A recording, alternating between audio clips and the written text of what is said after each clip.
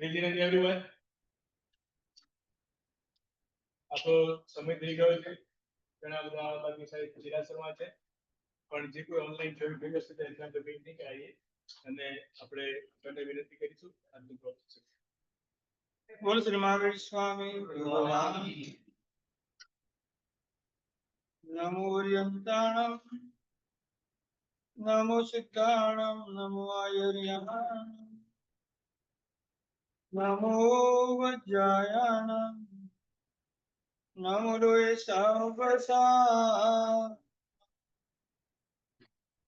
કેશો પંચન મુક્તારો સર્વ પાપ પ્રણાશનો મંગલાણં ચ સર્વેશી પરમં અવૈ મંગલં પુરીમચરિમાણ કપો મંગલ વર્ધમાન તિચ્છામિ ય પરિગયા જનગણ હરાય તિરાવલી ચરી. પર્યુષણ પર્વની આરાધનાનો આજે 6ઠો દિવસ. પર્વ જ્યારે પણ આપણી સામે આવે બને એટલી આરાધના સાધના કરી લઈએ. જ્યાં સુધી પરમ ગતિ એટલે સિદ્ધિ ગતિ આપણને ન મળે ત્યાં સુધી સદગતિની પ્રાપ્તિ થયા કરે. મળેલું પુણ્ય ખોટા માર્ગે જાય નહીં. કારણ કે પર્યુષણ પર્વના પહેલા 3 દિવસ આપણે પોતાને કરવાના જે કર્તવ્યો હતા એની સમજણ મેળવ્યા પછી કલ્પસૂત્ર ગ્રંથના વાંચનની શરૂઆત થાય. આપણું આના પછીનું લક્ષ્ય એક જ છે કે સસને પ્યારા સંયમ કબઈ મિલે. શ્રાવક અને શ્રાવિકાના જીવનમાંથી શ્રમણ જીવનને અંગીકાર કરીને 8મું ગુણસ્થાન પ્રાપ્ત કરીને સપક શ્રેણી ઉપર આરોહણ થઈને 13મે ગુણસ્થાનકે કેવલિનાની પ્રાપ્તિ કરીને અને 14મા ગુણસ્થાનકે અયોગીની સ્પર્શના કરીને 3 યોગમાંથી મુક્ત થવાનો પુરુષાર્થ આપણે બધાએ કરવાનો હોય. પ્રથમ વકાણે ધર્મ સારથી પદ બીજે સુખના ચારજી. કલ્પસૂત્ર ગ્રંથનું પહેલું પ્રવચન શરૂ થયું. સાધુ અને સાધ્વી ભગવંતના જે આચારો આપણે જાણ્યા પછી આજ પરમાત્મા ઘણી બધી વાર સાધુ ભગવાન બન્યા, સાધ્વીજી ભગવાન બન્યા, શ્રમણ જીવનને અંગીકાર કર્યો. ફરી પાછું આવું શ્રમણ જીવનને ગ્રહણ કરવા માટે આવા પરમાત્મા માતાની કુક્ષીમાં આવ્યા. દરેક પરમાત્મા માતાની કુક્ષીમાં આવે અનંતું જ્ઞાન સામાન્ય રીતે લઈને આવે. મતિ જ્ઞાન પણ અનંતું, શ્રુત જ્ઞાન પણ અનંતું અને અવધિ જ્ઞાન પણ અનંતું. ખાલી હવે કેવળ જ્ઞાન તરફ જ એમનું લક્ષ્ય છે. કોઈ પણ જીવની પાસે જ્ઞાન હોય, એક જ જ્ઞાન હોય ત્યારે કયું કહેવાય? તો માત્ર કેવળ જ્ઞાન. હવે 4 જ્ઞાનની જરૂર જ નથી. 2 જ્ઞાન હોય ત્યારે મતિ જ્ઞાન હોય અને શ્રુત જ્ઞાન હોય, જે અત્યારે આપણામાં છે. પણ આપણામાં મતિ જ્ઞાન અને શ્રુત જ્ઞાન કરતા વધારે અજ્ઞાન છે. આપણા માટે મતિ જ્ઞાન સૌથી મોટું એ જ કહેવાય કે આપણી બુદ્ધિ ખોટા માર્ગે જવી જોઈએ નહીં. એ જ આપણું મતિ જ્ઞાન. શબ્દ અને એના અક્ષરનું જ્ઞાન એ શુદ્ધ જ્ઞાન. શબ્દ પણ એવા બોલવાના જેના દ્વારા આપણને વધારે અશુદ્ધ કરવાનું બંધ ન થાય. અત્યારે આપણી પાસે આ માત્ર 2 જ જ્ઞાન છે. 3 જ્ઞાન કોઈની પાસે હોય તો મતિ જ્ઞાન, શ્રુત જ્ઞાન અને અવધિ જ્ઞાન. પણ હવે 4 જ્ઞાન આવે એ માત્ર મનુષ્ય ગતિમાં જ આવે. કારણ કે 4થું મનોપર્વ જ્ઞાન એ શ્રવણ જીવનને સ્વીકાર્યા વગર ક્યારે પણ પ્રાપ્ત થતું નથી.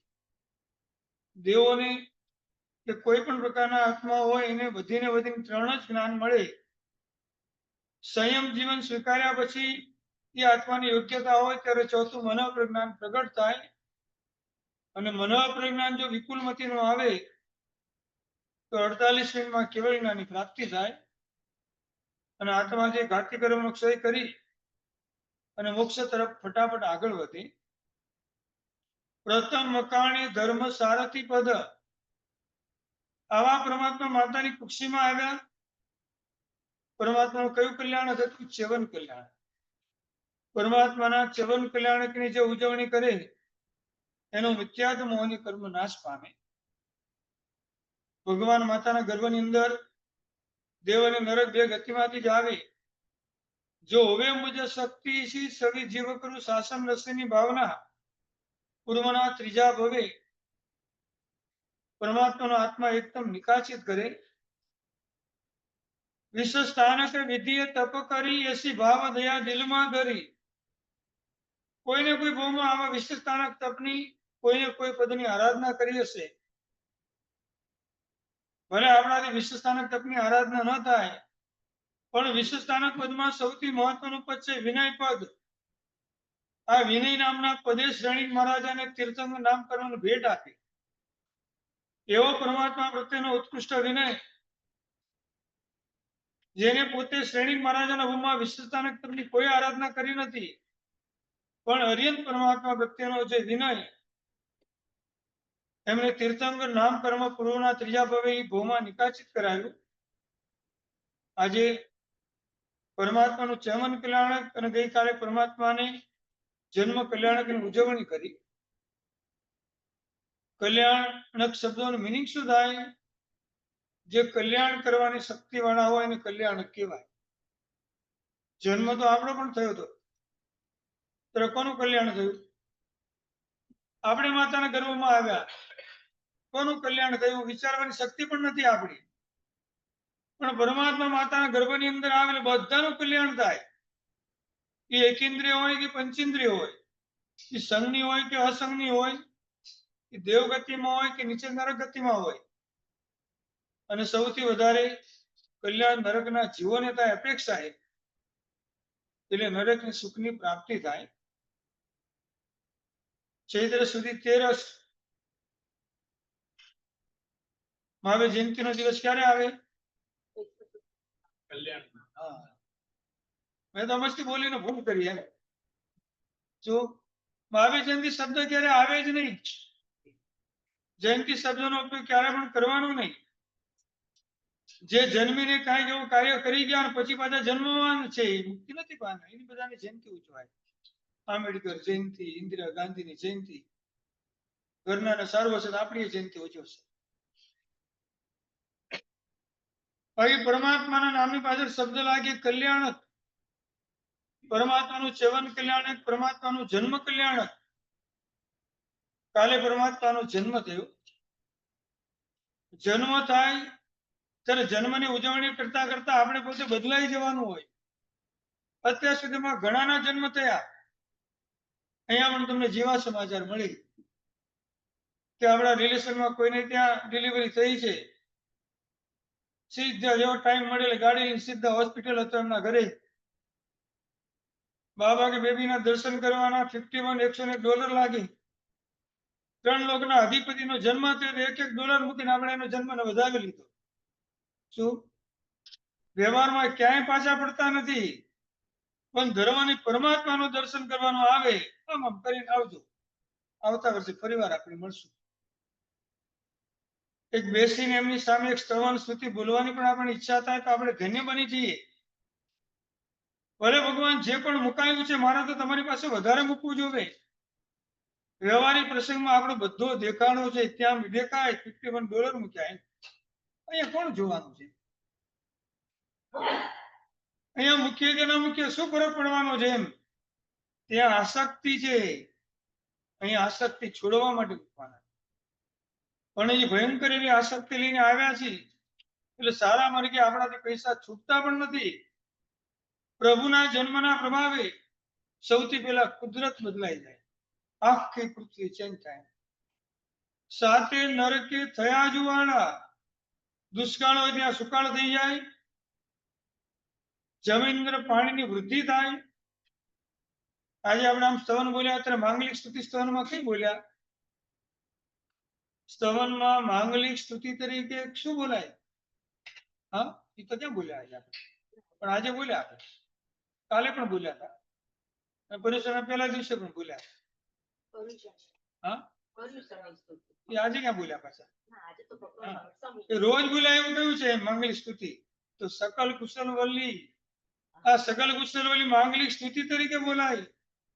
મારું આખું ચૈત્ય વંદન નિર્વિઘ્ને પરિપૂર્ણ થાય, એટલે આપણે એની શરૂઆત કરીએ છીએ.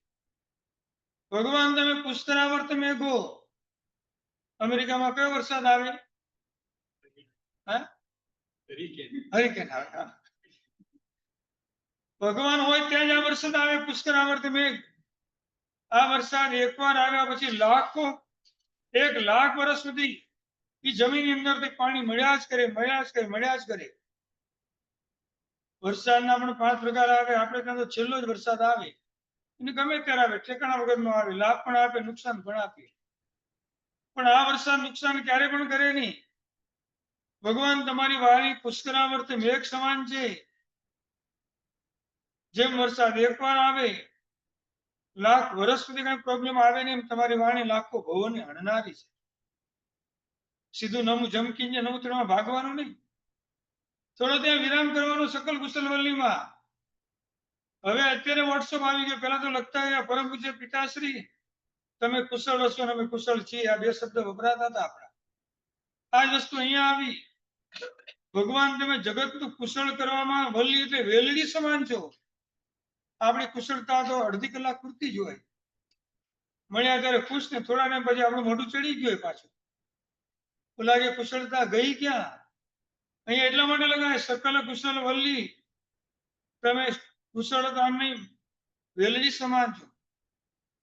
પુષ્કરાવર્ત મેઘો દુરિત તિમિર ભાનુ, ભગવાનનો આ જગતની અંદર જન્મ થયો. જેમ સૂર્ય આવે અને અંધારું દૂર થઈ જાય, એમ અજ્ઞાનનો અંધકાર દુરિત તિમિર, અજ્ઞાનનો અંધકાર અને બધા જ પાપો ધીમે ધીમે આપણા નાશ થવા લાગે, અને પાછા પરમાત્મા કેવા કલ્પ વૃક્ષો કમાન. તમે તો કલ્પ વૃક્ષ કરતા પણ અધિક પ્રભાવશાળી છો. કલ્પવૃક્ષ બધું જ આપે, મોક્ષ ના આપે. તમે મોક્ષ પણ આપો. ભવજળ નિધિ પોત, આ સંસાર સમુદ્રને તરવા માટે તમે કેવા છો? નિધિ પોત, અમારા માટે નિધિ સમાન છો. 24 ભગવાન એવા છે, છતાં 2 ભગવાન આપણે વધારે યાદ કરીને નામ લઈએ. શ્રેયસે શાંતિનાથ, શ્રેયસે પાર્શ્વનાથ. આ પરમાત્માનો જન્મ થયો, કુદરત બદલાઈ ગઈ. બીજા નંબરમાં કાળ બદલાયો.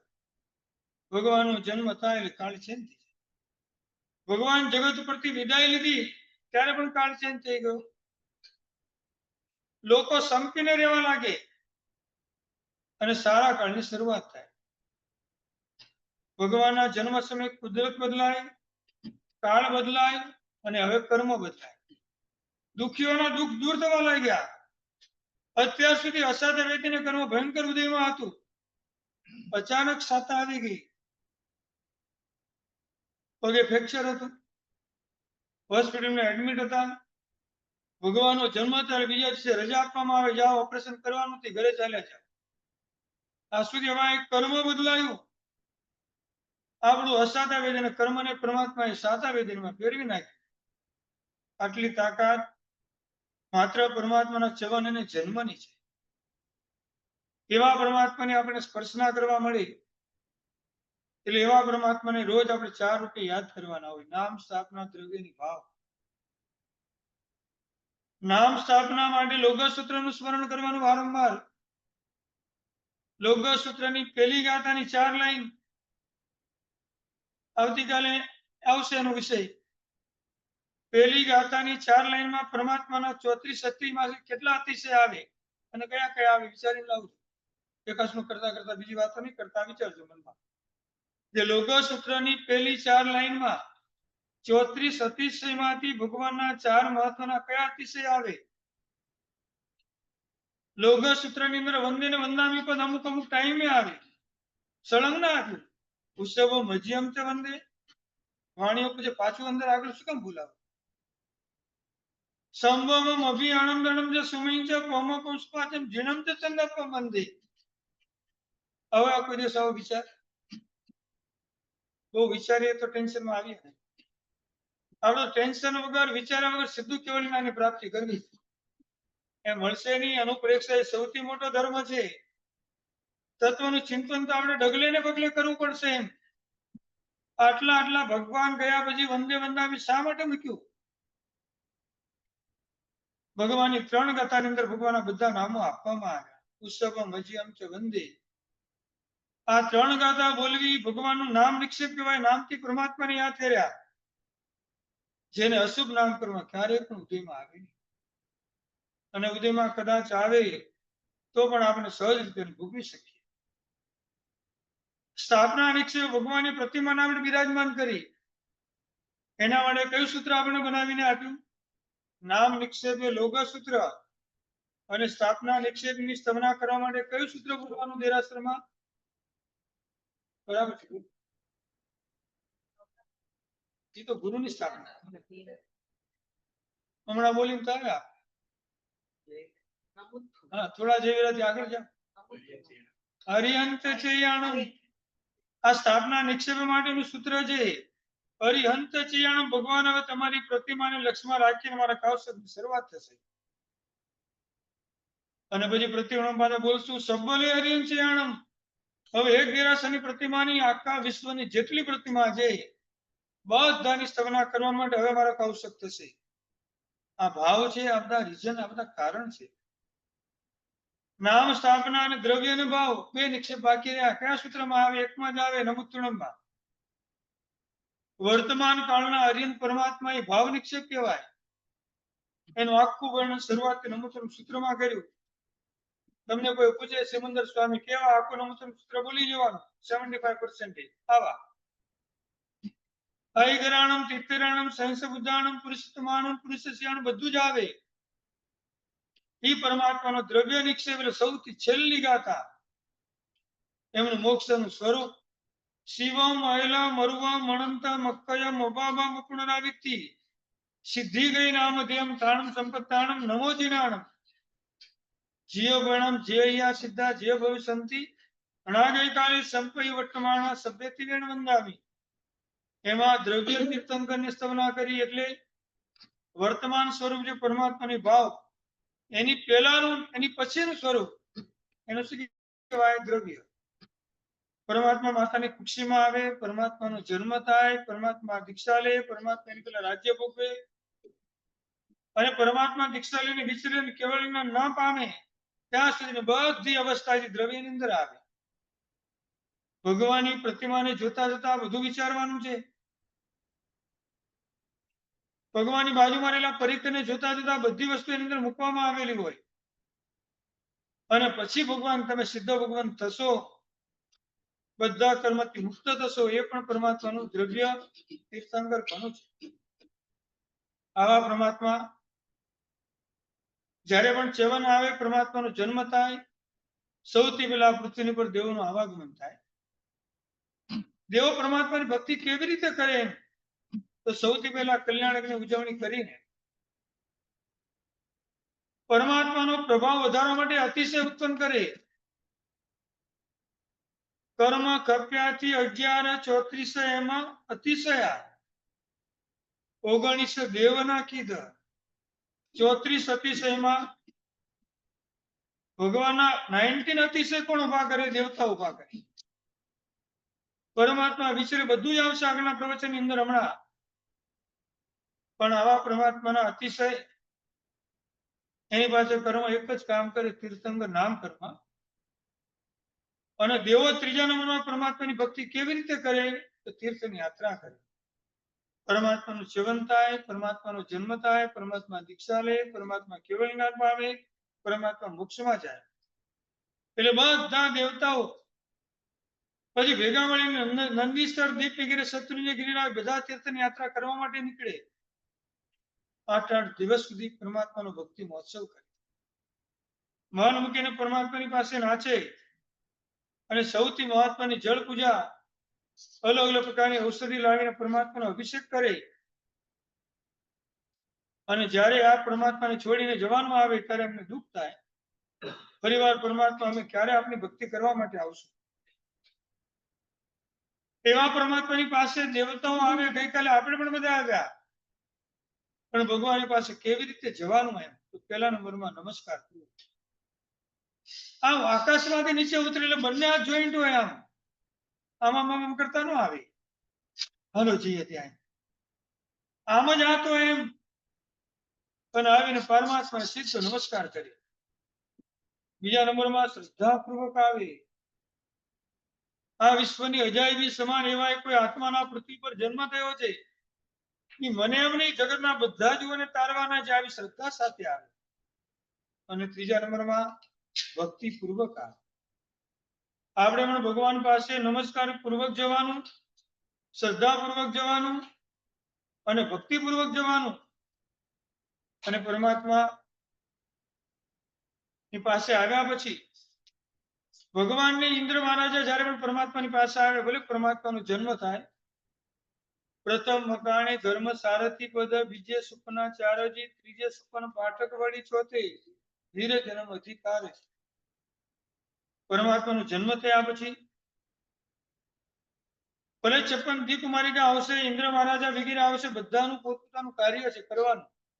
કેટલાય દિવસોથી રાહ જોઈને બેઠા હોય, એમ આપણે કેટલાય દિવસોથી રાહ જોતા હતા ને પરિશ્રમ, ક્યારે આવશે, ક્યારે આવશે. એમ આવી જન્મ વાંચનનો દિવસ ક્યારે આવશે? ત્યારે બધા જે નતા આવતા એ બધા પણ આવીને બેસી ગયા, મારા પરમાત્માનો જન્મ. આજે સંઘ ભેગો મળીને પરમાત્માના જન્મ કલ્યાણકની ઉજવણી કરશે. આપણા પરિવારમાં પણ નાના મોટાનો બધાનો જન્મ આવે ને, એનો બર્થડે કહીએ આપણે, જન્મ કલ્યાણ તો કહી ના શકીએ, કારણ કલ્યાણ કોઈનું થતું નથી. ત્યારે બાબુ કેટલા વર્ષનો થયો હતો કે 11 વર્ષનો? અરે આપણે 8 જ વર્ષનો રાખીએ. બાબુ 8 વર્ષનો થયો, એને હજી બિચારાને બહુ એ માઇન્ડમાં ખબર ન પડતી હોય. એના જન્મની ઉજવણી રૂપે આપણે સીધા બહારથી અભક્ષની કેક લઈ આવી. અસંખ્ય બેન્દ્રિય જીવનની ઉત્પત્તિ કેટલાય દિવસ સુધી એમાં થયેલી. એના 8 વર્ષના નિમિત્તે 8 કંડીલને પેટાવવામાં આવે. જેવા દીપકને પેટાવ્યો અને પછી આપણે પ્રોસીજર હોય ને, એને ફૂંક પાડીને બંધ કરવાનું. એટલે તેવું કઈ જીવી આત્માને કહે છે, ભાઈ અમે તારું શું બગાડ્યું કે તું અમને તારા જન્મદિવસ નિમિત્તે મારી નાખે છે? અમે તને ક્યાં દુઃખ આપવા માટે આવ્યા એમ? અને હજી પૂરું થાય સ્થિતિ છરી હાથમાં લેવાની. અને હવે બે ઇન્દ્રિય જેવો વિનંતી કરીશ, ભાઈ માફ કરો મને, જન્મ તમારો, શરીરની હિંસા અમારી કરવાની? ફટ કરતી સીધી કેક કપાય. કેક નથી કપાતી, બે ઇન્દ્રિય જીવનું ફ્લેવર કપાય. મમ્મી ને પપ્પા કેકનો ટુકડો હાથમાં લઈને સીધું મોઢામાં નાખીને આપણે બીજાના મુખમાં નાખીએ. હજી બાકી રહી ગયું હતું બધા જીવોને ચાવી ચાવી મારા પેટની અંદર ઉતારવું એમ. આ આપણા જન્મ દિવસની ઉજવણી. ભગવાનનું પારણું નહીં ઝુલાવીએ તો ચાલશે, ભગવાન આવા પારણામાં નહીં આવે તો પણ ચાલશે, પણ ભગવાનના જન્મને સમજીને આપણા જન્મને સુધારીએ તો સૌથી મોટો આપણો ધર્મ કહેવાશે. બર્થડે ની ઉજવણી પાછી હોલની અંદર થાય. આવનાર પણ નાની મોટી ગિફ્ટ લઈને આવવું પડે, આમ નામ તો સારું ન લાગે. આપણે પાછી ગિફ્ટ આપવા માટે રેડી રાખી હોય, એ બધી કોમન હોય, એક સરખી. આવવાની બધી અલગ અલગ હોય. એક સરખી તો બધાને કહેવાની બધું હાથ લઈને આવજો એમ. 11-12 વાગે રાતના પ્રસંગ પૂરો થાય. હોલમાંથી બધું સમેટી લઈને બે માણસ દીકરાને લઈને ઘરે જાય. ઓલો તો 11:30 વાગે ઊંઘતો તો બિચારો, માંડ જગાડીને બેસાડે તો બેટા આજે બર્થડે છે, બધા વિશ કરે, તારે જાગવાનું થોડું, પછી ઊંઘવાનું છે ને. ઊંઘતા ઘરે લઈ જાય, સુઈ ગયા પછી બે માણસની હવે શરૂઆત થાય. જેટલી ગિફ્ટ આવી છે ને બધી ખોલવા બેસો. અને જેવી ખોલી ન જોયું તમે? આપણે એના બર્થડેમાં એના બાબાને કેટલી સરસ ગિફ્ટ આપી દીધું, એને શું આપ્યું તમે જોયું? રાતના 3 વાગ્યા સુધી આરતી ધ્યાન બે માણસ શરૂ થાય. બધું જ પાપ ઓલા સુતેલા બાળકની ખાતે જમા થાય. એને તો લાગે પણ આને પણ લાગે, કારણ કે નિમિત્ત આપણે એનું આપ્યું. અથવા તો પહેલેથી કહીને રાખો મારા બાબાના બર્થડે નિમિત્તે તમે ગિફ્ટ લઈને આવો.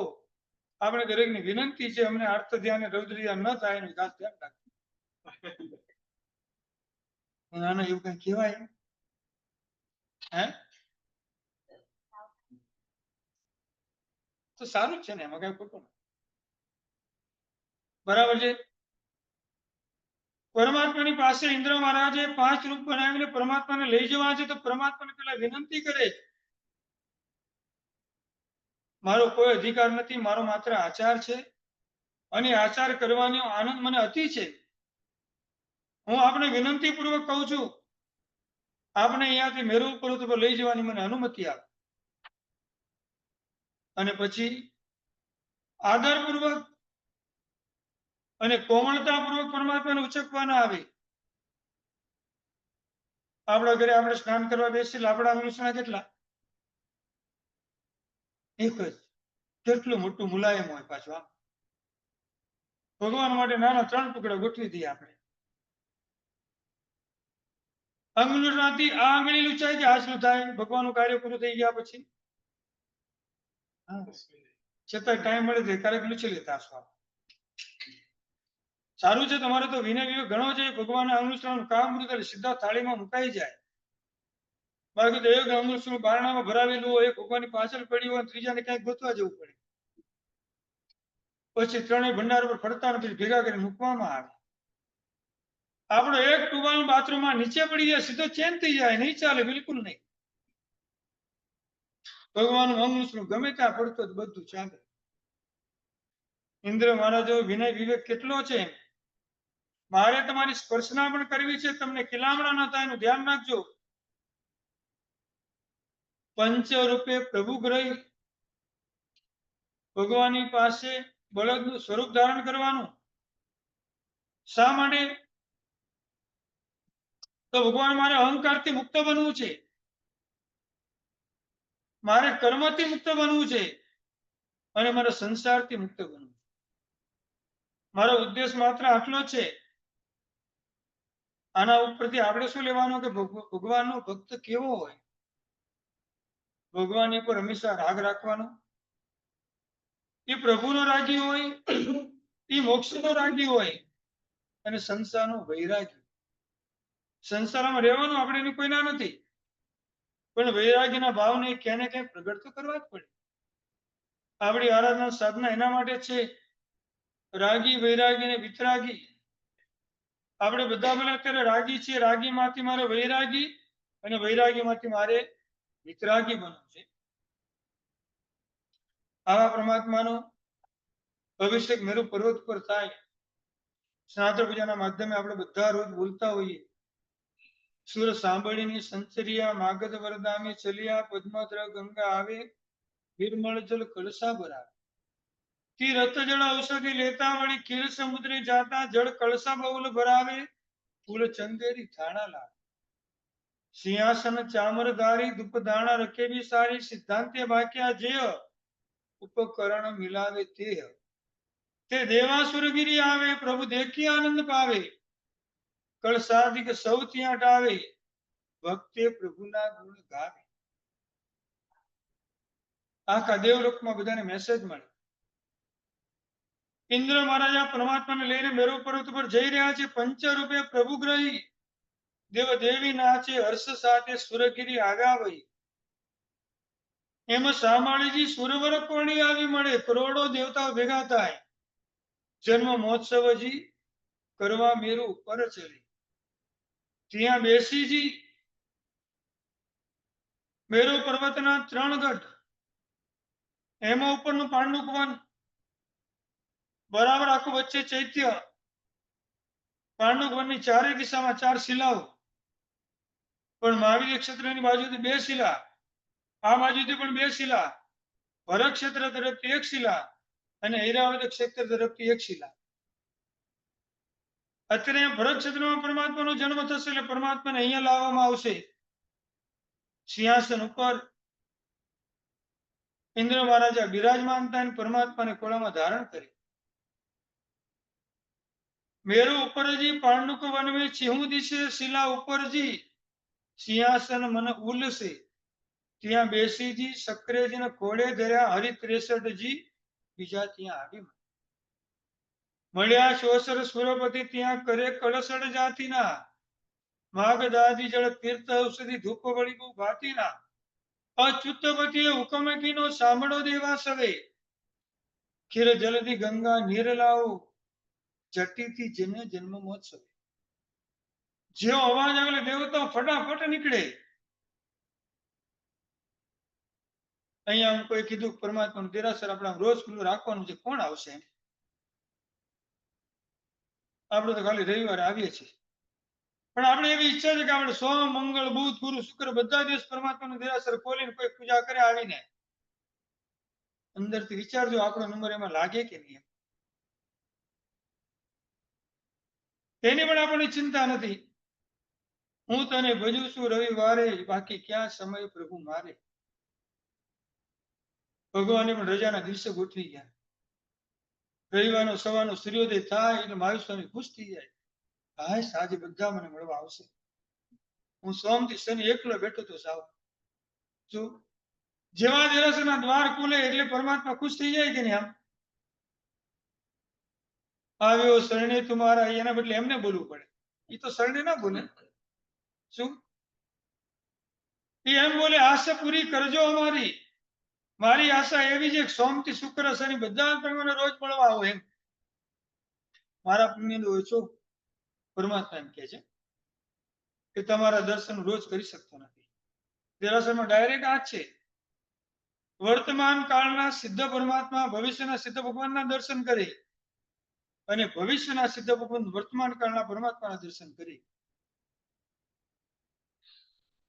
ભવિષ્યના સિદ્ધ ભગવંતનું પુણ્ય અપેક્ષા વધારે છે એટલે એને રોજ જવાની ઈચ્છા થતી નથી, પણ વર્તમાન કાળના સિદ્ધ ભગવાન છે એના પુણ્યમાં કોઈ કચાશ છે. ભલે અમે કર્મ તો છોડી દીધું છે બધું, પણ આપણે સમજવા માટે 7 દિવસ સુધી રાહ જોવી પડે. જેવા પર્યુષણ પર્વની આરાધના પૂરી થશે એટલે જીન મંદિર સુના થઈ જશે. આ ઉપાસનાના ડોર પાછા ક્યારે ખુલશે આવી આરાધના કરવા માટે એ સ્થાનને પણ ખબર નથી. રમંતે તત્ર દેવતા, આવી આરાધના જે નિત્ય થાય તે હંમેશા દેવતાઓ રમતા હોય. આવા પરમાત્માનો અભિષેક કરવા માટે પડાપડીથી બધા જ અભિષેક કરી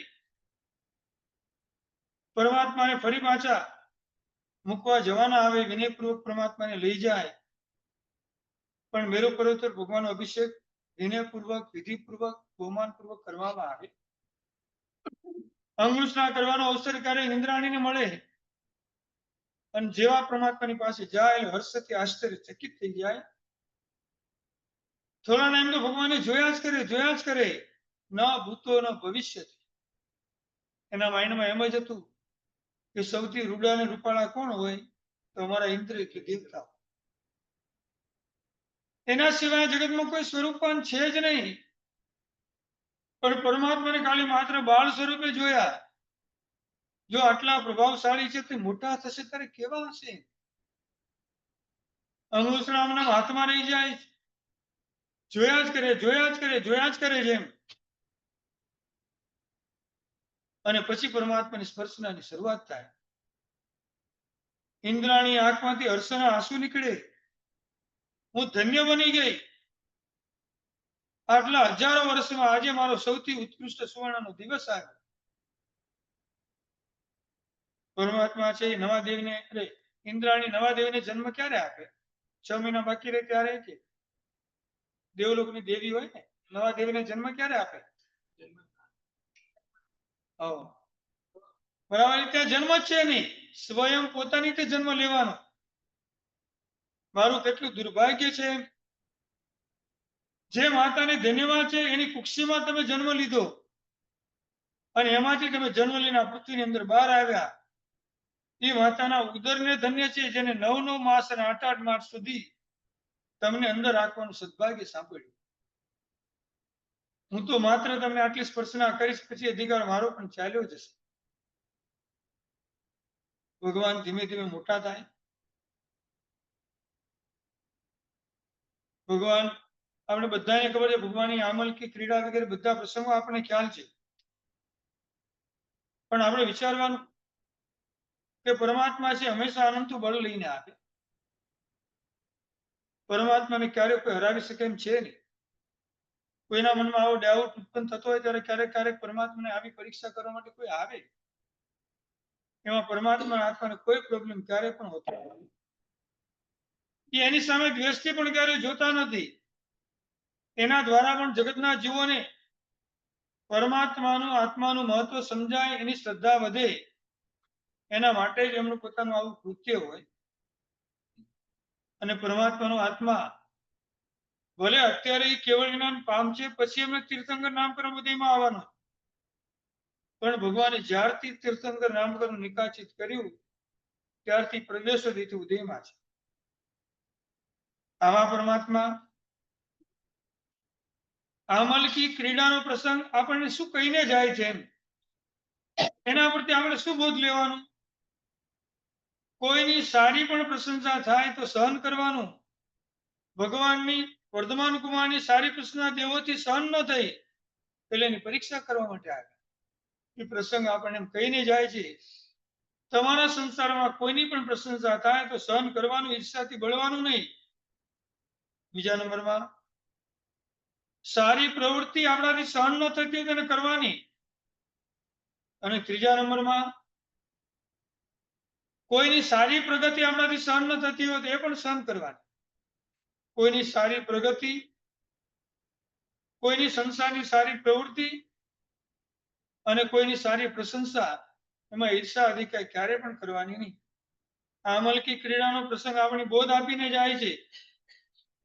પરમાત્મા જ્યારે પણ આવે, જગન કલ્યાણક વગેરે બધું, સૌથી પહેલા ઇન્દ્ર મહારાજાનું સિંહાસન કંપાયમાન થાય. સિંહાસન ક્યારે ઇન્દ્ર મહારાજાનું હલે? પરમાત્માના કલ્યાણકના દિવસો આવે ત્યારે. અને હજી બીજું કારણ એવું પણ છે, પરમાત્માનું ક્યારેક ઔચિત્ય ન સચવાય ત્યારે ઇન્દ્ર મહારાજનું સિંહાસન હલે. ભગવાનનો પ્રભાવ ત્યાં પણ બતાવે છે. તમે ધ્યાન નાખો, પરમાત્માના ઔચિત્યને લોકો સાચવી નથી રહ્યા. એટલે આપણે વારંવાર કહીએ છીએ, જિનાલયના પ્રાંગણમાં જેવો પ્રવેશ કર્યો એટલે નિશ્ચિત સંસારના કામો ત્યાં. પરમાત્માના જિનાલયમાં જેટલું રહેવાનું એમના ઔચિત્યને સાચવવાનું. એના અધિષ્ઠાયક દેવ અને દેવી હંમેશા જાગૃત હોય. વધારે પડતો આપણો અવિવેક આપણા સંઘને આપણને નુકસાન કરી શકે છે. એનું પણ આપણે ધ્યાન તો રાખવું જ પડે. અને ત્રીજા નંબરમાં ઇન્દ્ર મહારાજનું સિંહાસન ક્યારે કંપાયમાન? કોઈના તપના પ્રભાવે. ઘણા એવા છે જેને માત્ર પહેલો જ ઉપવાસ કરવાનો હતો, આજે છઠ્ઠા ઉપવાસમાં પ્રવેશ કર્યો. મનોબળ રોજ મક્કમ થતું, આજે 1, 2, 3, 4, 5 નવકારસી નો તપ હોય કે 28 નો તપ, પણ બધા જ તપના પ્રભાવથી સૌથી વધારે ખુશી કોને થાય? દેવતાઓ. આજે 6 ઉપવાસ સુધી જે પહોંચ્યા હશે એનાથી આગળ પણ જે ગયા હશે, એમ થતું હશે આ દિવસો આપણાથી કેમ પસાર થઈ ગયા? ભગવાનના પ્રભાવે દેવતા હંમેશા આપણને સમાધિ આપવાનું કામ કરે. રમંતી તત્ર દેવતા, પરોક્ષ રીતે બધાની દેવોની આની સહાય મળે. જે અમે નથી કરી શકતા તમે આટલી નાની ઉંમરમાં કરો છો અને નાના આયુષ્યમાં કરો છો, ધન્ય છે તમને. હવે તમારા તપને કરવા દ્વારા તમને ક્ષમતા અને સમાધિ આપવાનું કામ અમારું છે. અને સહજ રીતે આપણો ઉપવાસ સડસડાટામાં 28 ઉપવાસ વગેરે પૂર્ણ થઈ જાય. પરમાત્મા ધીમે ધીમે મોટા થાય. માતાને પિતાને પરિવારને એમ લાગે હવે એમના લગ્ન પણ કરવા જેવા છે, પણ પરમાત્માને આવો કોઈ પ્રસંગ ક્યારે પણ યાદ આવતો નથી. લગ્નનો પ્રસંગ પરમાત્માના જીવનમાં પણ આવે તો એ પરમાત્મા કેવા હોય? વિરક્ત હોય. ખાલી પ્રસંગ કરવા પૂરતો જ કરવાનો, મનથી ઇન્વોલ્વમાં થવાનું જ નહીં. પરમાત્મા સંસારથી વિરક્ત હોય, સાથે સાથે સ્વજનથી પણ વિરક્ત હોય. પરિવારની આખું પોતાનું સ્વજન છે, બહુમાન બધાની પાસે, પણ હવે કોઈની પ્રત્યે મારે રાગ રાખવાનો નથી. જેમના લગ્ન એમની સાથે થવાના છે, યશોદા પણ પોતાની સ્વજન બનવાની છે. એમના પરિવારના બધા પણ પોતાના સ્વજન બનવાના છે. સંબંધ સંસારનો છે, પણ એ સ્વજન પ્રમાણે અંત્યંતરા ક્યાંય પણ ઉત્પન્ન કરવાનું નથી. સંસારથી વિરક્ત, સ્વજનથી વિરક્ત અને દેશપાલક જે નિયમોનું પાલન મારે કરવાનું એ બધું કરવાનું. પણ જ્યારે પણ આવા પરમાત્મા મોટે ભાગે બધા રાજવંશની અંદર ઉત્પન્ન થતા હોય, દીક્ષા લેવાનો પ્રસંગ આવે પેલા બધા રાજ્ય ભોગવીને જતા હોય. રાજ્ય એમના હાથમાં આવે ત્યારે એની રાજ્યની ધુરા પણ આપણે સમજાય કે રાજ્ય કેવી રીતે કરવાનું. રાજા કેવા હોય તો રાજા પ્રજાપાલક હોય, પ્રતિજ્ઞા પાલક હોય અને દેશપાલક. દેશ અપેક્ષા પ્રજા કહેવાય. તેનું નાના અંશે પણ ધ્યાન રાખવાનું. એને કાંઈ પણ પ્રોબ્લેમ આવે એવું આપણા જીવનમાં થવું જોઈએ નહીં. અને આવા પરમાત્મા રાજ્ય છોડ્યું, અવસર આવ્યો, લગ્ન થયા. લગ્ન પછી પરમાત્માએ ધીમે ધીમે ધીમે ધીમે પોતાના આચાર મુજબ એમને ખ્યાલ છે હવે સંસારમાં વધારે પડતું રહેવાશે નહીં. મારું લક્ષ્ય માત્ર અત્યારે એક જ છે, આ ભૂમિ પર આવીને આરાધના સાધના કરીને ઉપસર્ગ અને પરિસરને સહન કરીને હું જલ્દી જલ્દી કેવળ જ્ઞાનની પ્રાપ્તિ. આ એક જ ઉદ્દેશ સાથે રોજે રોજ પોતાના વૈરાગ્યને મજબૂત કરતા જ જાય છે, કરતા જ જાય છે. અને આવા પરમાત્માની આ બધા પ્રસંગો પછી આ પરમાત્મા હવે દીક્ષાના માર્ગે જાય. એને 1 વર્ષની રાહ જોતા, 1 વર્ષથી રાહ જોતા હોય. આજે દેવોને આપણે પરમાત્માની પૂજા કરતી વખતે યાદ કર્યા. કયા દેવો હતા? લોકાંતિક વચને કરી વર્ષા વર્ષિદાન. લોકાંતિક દેવોને પરમાત્માને દીક્ષા લેવાની 1 વર્ષ બાકી હોય, એ અવસરની રાહ જોઈને બેઠેલા હોય. અને પરમાત્માની પાસે આખા પોતાના સ્વજનો સાથે પરમાત્માની પાસે જાય અને પરમાત્માને વર્ષિદાનની વિનંતી કરી, ભગવાન હવે આપ વર્ષિદાનને આપો. અને બીજા દિવસથી પરમાત્માના વર્ષિદાનની શરૂઆત થાય. વર્ષિદાન પરમાત્મા ઉદાર હાથે આપે. વર્ષિદાનના પ્રસંગે આપણે લક્ષ્યમાં લઈને આપણે પણ દાન ઉદાર હાથે આપવાનું. ઉદાર હાથે આપવાનું એમ નહીં, ઉદાર હૈયે આપવાનું. હૈયું પણ ઉદાર હોવું જોઈએ અને હૈયામાં સંતોષને સ્વીકારવાના. ભંડારમાં આરતીમાં ભગવાનને પૈસા આપણે અર્પણ કરીએ છીએ, $1, $5, 20, 25, 50. પછી આમ $1 પરમાત્માને આપ્યા પછી શું માગણી કરો છો? આમ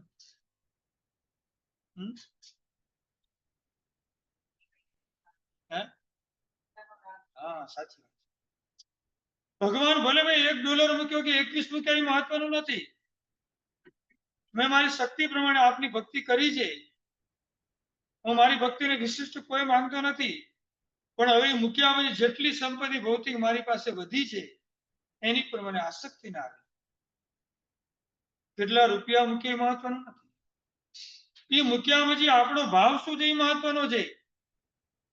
મને પરમાત્મા છોડતા આવડવું જોઈએ અને જ્યારે સ્વીકારવાનું આવે ત્યારે પણ સંતોષી હૈયે સ્વીકારવાનું.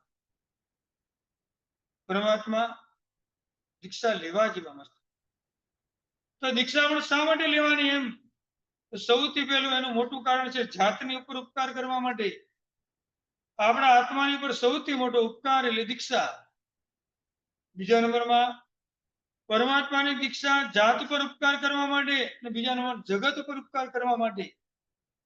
હું દીક્ષા લઈશ, કર્મનો ક્ષય કરીશ અને બધા જીવોને ધર્મ પમાડવાની શરૂઆત થશે. જાતની ઉપર ઉપકાર, જગતની ઉપર ઉપકાર અને બધા જીવોની ઉપર ઉપકાર. આવા પરમાત્માએ ઘણા બધા સાધનાકાળ વગેરે કર્યા. એની પહેલા જે પરમાત્મા છે અમુક એની સ્તુતિ દ્વારા આપણે એમના બધા પ્રસંગોને યાદ કરી લઈએ અને પરમાત્મા સંવત્સરી દાનની શરૂઆત કરે.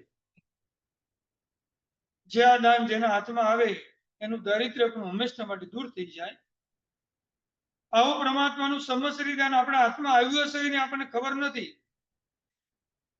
પણ ભવિષ્યમાં પણ આવા પરમાત્માની દીક્ષાની શિબિકાની પાલખી આપણે પરમાત્માની દર્પણ અને ચામર પૂજા અને પંખા પૂજા કરીએ છીએ. આમ તો પંખો તો આપણી પાસે મોટો હોવો જોઈએ અને ભગવાનની બાજુમાં જઈને પંખાથી ભગવાનની ભક્તિ કરવાની, પણ એ બધું આપણાથી સચવાય નહીં. એટલે કવિ છે કે નાનો પંખો લઈને પરમાત્માને જોઈને પણ આપણે એમની સેવક બનીને એમની બાજુમાં પંખાથી પરમાત્માની સેવા કરીએ. દર્પણમાં પરમાત્માનું જેવું પ્રતિબિંબ પડે, પરમાત્મા તમે જેવા દેખાવ છો એના કરતા કંઈક સ્વરૂપના દર્પણની અંદર દેખાવ. બીજી રીતે ઘણીવાર આપણે આમ દર્પણ આમ કરીએ, પરમાત્માને આમ જોઈએ અહીંયાથી પરમાત્મા મારે તો તમારી બાજુમાં આવીને પંખા દ્વારા તમારી ભક્તિ કરવાની, પણ પરમાત્માની બાજુમાં બધા ચંદન પૂજા વગેરે કરતા એનો વિક્ષેપ ન પડે એટલા માટે હું આ દર્પણ દ્વારા મારી નજીક આપને લઈ લઉં છું અને બાજુમાંથી હું તમારી સેવક બનીને ભક્તિ કરું. કેટલા બધા ઉદ્દેશો એની સાથે આપણે પકડવાના. હવે સૌથી મહત્વનું પરિબળ એ આવે જ્યારે દર્પણ અને ચામર અને પંખાની પૂજા કરવાની આવે ત્યારે ભગવાનને કહેવાનું, ભગવાન આપ જેવા દીક્ષા લેવા માટે નીકળ્યા હશો એટલે આપની દીક્ષાની શિબિકાની પાલખી ભગવાન વચ્ચે વિરાજમાન થાય. કેટલી દેવીઓ પંખા લઈને ભગવાનની બાજુમાં ઉભેલી હશે, કેટલીક દેવીઓ ભગવાનની બાજુમાં દર્પણ લઈને ઉભેલી હશે, કેટલાક દેવો અને દેવો આપણી બાજુમાં ચામર વીસતા હશે. ભગવાન આ દ્રશ્ય મેં જોયું હશે કે મને ખબર નથી. પછી આ દ્રશ્યને યાદ કરીને આપની આવી ઉત્કૃષ્ટ કોટીની ભક્તિ કરું છું અને આવું દ્રશ્ય મને જોવાનો લાભ મળે એમ પણ નહીં, મને દ્રશ્યની સાથે આપની ભક્તિ કરવાનો અવસર પણ મળે. આપણે કડી સાથે આવડે તો બધા બોલજો. અરિંદ બનાવવાની છે.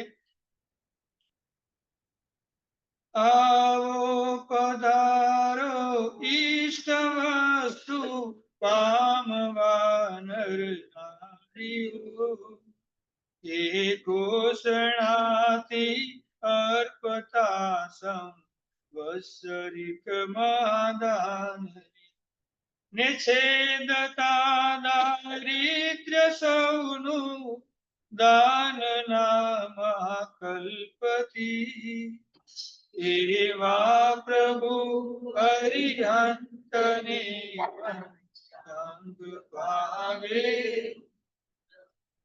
દીક્ષાતણો અભિષેક જેનો યોજતા ઇન્દ્રો મળી, શિવિકા સ્વરૂપ વિમાનમાં વિરાજતા ભગવંત શ્રી, અશોક પૂર્ણગ તિલક ચંપક વૃક્ષ શોભિત વનમયી, એવા પ્રભુ હરિહંતને સંગ ભાવે,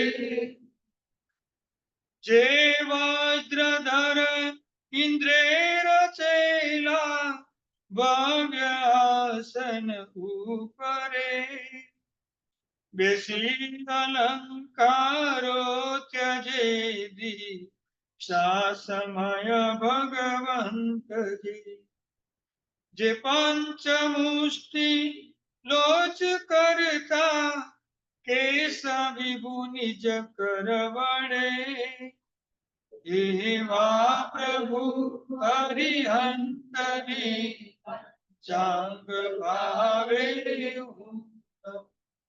મારા પ્રભુ હરિહંતને ચાંગ ભાવે. આવા પરમાત્મા જ્યારે પણ દીક્ષાના માર્ગે જાય, ભગવાન આવો સાધના કાળ જેવો શરૂ થાય પરમાત્માનું લક્ષ્ય પેલું એક જ હોય, હું પેલા ક્ષમાશીલ બનું. જેવી સામાયિકની શરૂઆત થાય એટલે પેલી ક્ષમતા આવી, જેવી તપની શરૂઆત થાય એટલે હાર સંજ્ઞા પર કંટ્રોલ આવે. મારા પરિશ્રમ પર્વની આરાધના પૂરી થાય એટલે મારે અભક્ષના આહાર ઉપર તૂટી પડવાનું નથી, મારે કંટ્રોલ રાખવાનો છે. આ સૌથી મોટો આપણો ઉપવાસ છે. લાવ થોડા દિવસ ટ્રાય તો કરું. આટલા દિવસ સુધી મેં એક વસ્તુ પણ વાપરી નથી પાણી સિવાય, અને કદાચ એકાસનું કર્યું હશે તો જે 4-5 આઈટમ અહીંયા હતી જ વાપરી, બેસનામાં પણ એવું જ. તો આરાધનાનું બળ થોડા દિવસ સુધી મારું નહીં ચાલે, મનથી ઢીલા નહીં પડવાનું. ક્યાંય પુરુષાર્થ અને પ્રયત્ન આપણે કરવાનો, એટલે સાધના કાળમાં પરમાત્મા પણ શરીરથી સહનશીલ બને, એમ આપણે પણ સહનશીલ બનવાનું. અને આવા પરમાત્મા સર્વ પણ કરુણાશીલ બને. આજે નાનું મોટું તપ કરી આપણામાં કરુણા હતી ને તો થાય. આજે જેને ઉપવાસ કર્યો પાણી સિવાય 3 દિવસમાં ને 3 ટંકની જેટલી વિરાધના બધા જ પાપોથી બચી ગયા. જેઓ પણ કેટલી કરુણા હોય ત્યારે બધા ભોજનનો ત્યાગ થાય. ભોજન આરંભ સમારંભ વગર આપણને ક્યારેય મળતું નથી. અને જે 5-6 આઈટમ એકાસના વાળાને મળે એમાં સંતોષ પામીને ઘરે ચાલ્યા જાય. આપણે એટલા ખરા પણ નથી, ઘણા સારા પણ છીએ. આપણે આપણી અંતરથી પણ અનુમોદના કરવાની. આપણા આત્માને બહુ નીચે પણ નહીં ઉતારી દેવાનો. આપણે નાલાયક નથી, કાંઈક લાયક છીએ આપણે. ભવિષ્યના સિદ્ધ ભગવાન છીએ આપણે. કર્મથી આધીન છે એટલે મારા ઘણા બધા પ્રોબ્લેમ છે જીવનમાં, પણ એનાથી મારો આત્મા સાવ નીચે જેવું ક્યારેય નહીં સમજવાનું. મારો આત્મા જેની શાસનમાં જન્મ થયો, મારા આત્માને પરમાત્માના ગુણો ગુરુ ભગવંતે માતા પિતા વડીલ પરિવારે મને આપ્યા, અને એ જ પરંપરા મારે બધાને પાસે સાચવીને રાખવાની છે. જો હું મનથી આમ સાવ ઢીલા પડી જશું તો ભવિષ્યના મારા આત્માનું કલ્યાણ કેવી રીતે થશે? આવા પરમાત્માના ખાલી જન્મતા એના પ્રભાવે બધા વેરના વેરનો પણ નાશ થઈ જાય, પાણી પણ સ્વાદિષ્ટ બની જાય. ઉકાળેલું પાણી ને ફ્રીજનું પાણી બેમાંથી કયું વધારે ટેસ્ટી લાગે? ફ્રીજનું જ લાગે. આન્સરમાં ફ્રીજનું જ લાગે. એમ શું પાણી ઉકાળેલું આપણને ટેસ્ટી લાગે જ નહીં. રાગ ઓછો કરવા માટે જ પાણી પીવાનું છે. એમ સૌથી વધારે ટેસ્ટી પાણી આપણે ક્યાં પીને આવ્યા? બોટલ વગર ડાયરેક્ટ પીવાનું. તો આમ આવ્યા જ કરે જેટલી વાર પીવું એટલી વાર. સ્વયં ગુરુમણ સમુદ્ર બધા ટેસ્ટ હતા, કોકા કોલા, લીમકા, ફેન્ટા, શું બધા સ્વાદની અંદર મળે. પીધા જ કરવાનું, ત્યાં કોઈ લિમિટ હતી જ નહીં. એના કુશ સંસ્કારો હજી પણ ચાલ્યા આવે. ભગવાન ના બધા પ્રસંગોમાં સુવર્ણની વૃષ્ટિ થાય, પરમાત્માનો જન્મ થાય, પરમાત્મા દીક્ષા લે, પરસ્પર પ્રેમ વધે. આરાધના પરસ્પર આપણો પ્રેમ વધારવા માટે છે, આપણી મૈત્રી ભાવનાને મજબૂત કરવા માટે છે. હવે પછી 2 દિવસ જ હાથમાં છે. હજી સમજની પ્રતિમા શુદ્ધ કરવું હોય તો મૈત્રી ભાવને મજબૂત કરજો. ક્ષમાપના આજથી મનથી માંગવાની શરૂઆત કરી દો. જેની સાથે વધારે પડતા પ્રોબ્લેમ થયા પ્રત્યક્ષ મળીને આસ્તિક ક્ષમા માંગી લ્યો. સમજની વાત તો પછીની વાત છે, પણ આજે પહેલા હું ક્ષમા માંગી લઉં, કોઈ વાંધો નહીં એમાં. અને આપણે બધાને ખબર છે, નારકા આપી મોદંતે, ભગવાનના બધા કલ્યાણના પશુમાં દેવતાઓ ને તો આનંદ મળે, પણ નરકના જીવોને સૌથી વધારે મળે. અને જ્યારે આવા પરમાત્મા નો જન્મ થાય, પરમાત્મા યુવાન અવસ્થામાં આવે, પરમાત્માનું લગ્ન થાય, અને બધા સંસ્કાર આપવા માટે ત્યારે 18 અભિષેકનું વિધાન આવશે. એટલે પરમાત્માને 15 અભિષેક પૂરા થયા પછી સૂર્ય અને ચંદ્રનું દર્શન કરવા માટે આવે. આ વિધાન ભગવાન જન્મ્યા ત્યારે કરવામાં આવતું હતું. પરમાત્માનો જન્મ થાય એટલે ષષ્ઠી જાગરણ નિમિત્તે 3જા દિવસે સૂર્ય અને ચંદ્રના દેવતા પરમાત્માની પાસે હાજર થાય. પરમાત્મા તમારા જેવો તેજસ્વી પુત્ર રત્ન અમારા પરિવારમાં પ્રાપ્ત કરીને જૈન શાસ્ત્રના બધા જ ગુણો પમાડીને જલ્દી સિદ્ધિ ગતિને પામે.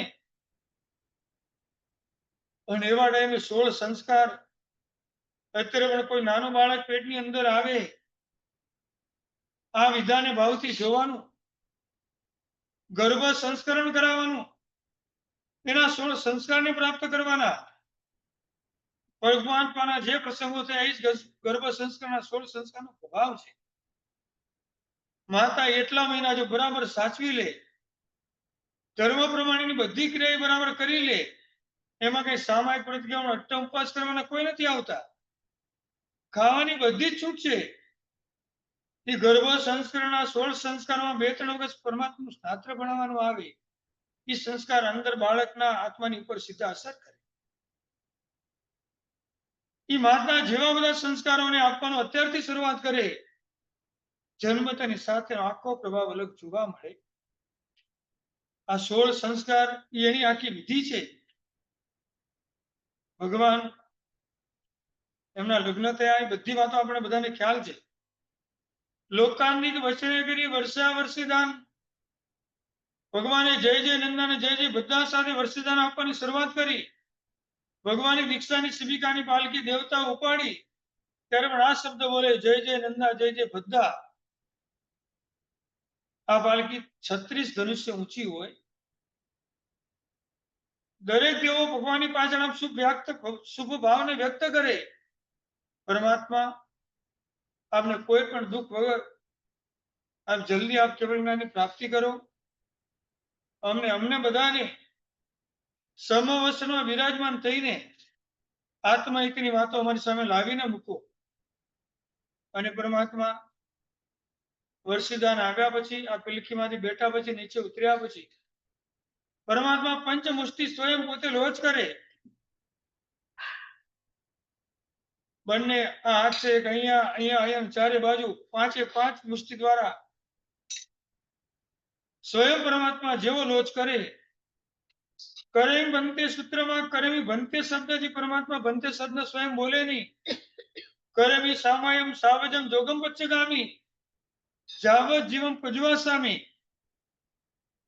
જેવું આ સૂત્ર ઉચ્ચરીને દીક્ષાને ગ્રહણ કરે, પરમાત્માની સિદ્ધિ ચોથા મન પ્રજ્ઞાની પ્રાપ્તિ થાય. અત્યાર સુધી પરમાત્માની પાસે 3 જ જ્ઞાન હતા. દીક્ષા લીધી અને ચોથું આ જ્ઞાન પરમાત્મા મહાવીર સ્વામીએ 6નો તપ કર્યો.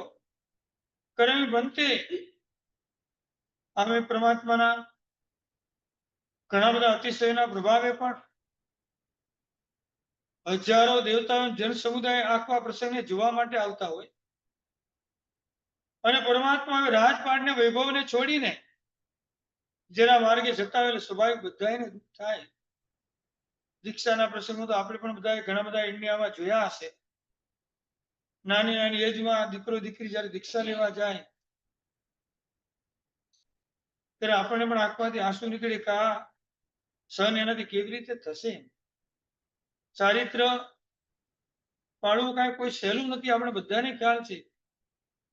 પણ જે વૈરાગ્યના રંગે રંગાઈ જાય એના માટે ચારિત્ર પાળવું કોઈ અઘરું પણ નથી. બધા જ ઉપસર્ગ અને પરિસરને સહન કરતા કરતા એ નીકળી પડે. પરમાત્મા ઋષભદેવે 4000 સાથે દીક્ષા લીધી. મલીનાથ અને પાર્શ્વનાથ પરમાત્માએ 300 ની સાથે દીક્ષા લીધી. વાસુપૂજ્ય સ્વામી 600 ની સાથે દીક્ષા લીધી. બાકીના બધા ભગવાને 1000 ની સાથે દીક્ષા લીધી. જ્યારે ભગવાન મહાવીર સ્વામી સ્વયં એકલા જ દીક્ષા લીધી. વીર એકાકી ભગવાન મહાવીર સ્વામી કોઈ દીક્ષા લેવા માટે તૈયાર હતું નહીં. અને ભગવાને દીક્ષા લીધી, ભગવાને મન પ્રજ્ઞાની પ્રાપ્તિ થઈ. ભગવાને જેવી દીક્ષાને ગ્રહણ કરી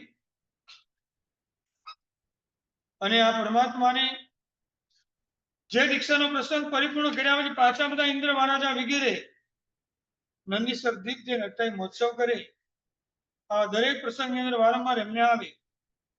હવે ભગવાને ચારિત્ર લીધા પછી એ માર્ગે જવાનું શરૂ થયું. હવે ભયંકર ઉપસર્ગ અને પરિસર પરમાત્માની ઉપર આવી રહ્યા છે. નાનકડું એવું ગીત છે. પરમાત્મા તે ભયંકર આ બધા ઉપસર્ગને સહન કર્યા. એના ઉપસર્ગને યાદ કરતા કરતા સંસારના ક્ષેત્ર આપણી પર જે નાના મોટા ઉપસર્ગો આવે છે પણ ઉપસર્ગ આપણે દેખાતા નથી, એ અમારા કેવી રીતે દૂર થાય. શરૂઆત આપણે અહીંયાથી કરીએ.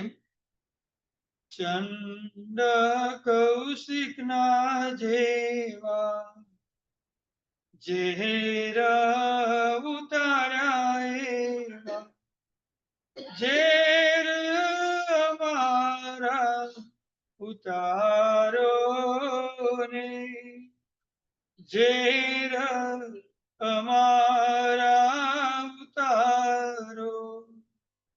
ચંદન માળાને તમે દીધા અજવાળા તેવા તેજ અમારા પ્રસારો ને, ઝેર અમારા ઉતારો. તારા પગનો ચૂલો કરીને ઉપર ખીરા બનાવી, પ્રભુ ઉપર ખીરા બનાવી. અંગે અંગે વળકે છે જ્વાલા, તોય તમે સમતા ને આણી, પ્રભુ તોય તમે સમતા ને આણી. ગૌતમ કેરો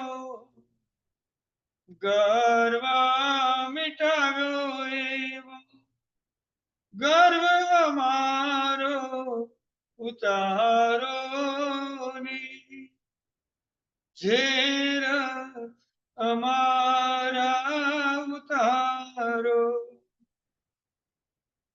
કાનમાં તમારા ખીલા ઠોકાણા, તોય નરો સે ભરાણા, પ્રભુ તમે તોય નરો સે ભરાણા. કાનમાં અમારા કોઈ કડવા વચન કાય, લડવામાં સુરા ને સાણા, પ્રભુ અમે લડવા મસૂરા ને સાણા. ચંદન બાળાને તમે દીધા અજવાળા તેવા તેજ અમારા પ્રસારો ને, ઝેર અમારા ઉતારો, ઝેર અમારા ઉતારો. ભગવાન ઉપર આવા ભયંકર ઉપસર્ગ વગેરે આવ્યા. ભગવાન આપણે બધું સહન કરીને ત્રણેય યુગથી કોઈને પણ દુઃખ થાય એવી પ્રવૃત્તિ આપે કરી નથી.